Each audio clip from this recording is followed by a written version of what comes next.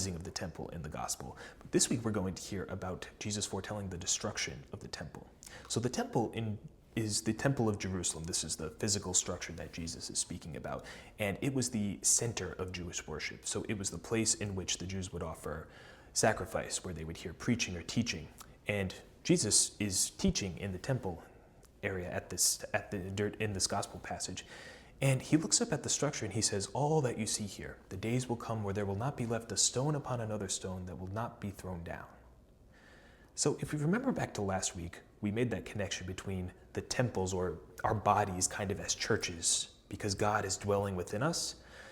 I want to kind of continue that into this week, to think about the temple as kind of a symbol of our faith.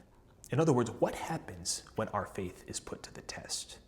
What happens when there's all of these different struggles, trials, or tribulations that may come our way? How do we respond?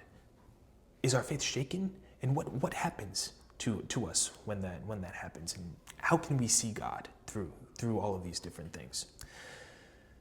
The most important thing I think we need to remember is Jesus says that through all of this, it will lead to us giving testimony. And that word testimony, if we look to the Greek word is martyrion, but it could also mean witness. It will lead to us bearing witness. Because when we're put to the test, it is then that it's a wonderful opportunity for us to then grow in trust of God, to trust God all the more.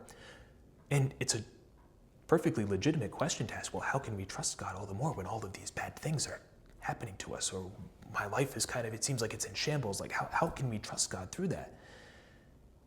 And we have to remember that God is with us through all of that, through everything, all these struggles and tribulations that come our way. God is present there. When nobody else seems to be around, it is God there, that quiet presence that is encouraging you to keep moving forward. Jesus says in the gospel today, he said, I myself shall give you a wisdom in speaking. He is there with us, and he will also give us whatever we need, whatever is necessary for us to persevere through those struggles. So I think this week, let's just remember, whatever we may be kind of dealing with in our own lives, that God is there, and he's quietly encouraging us, pushing us forward, and it is in our struggles that we become the best witnesses of Christ that we can be.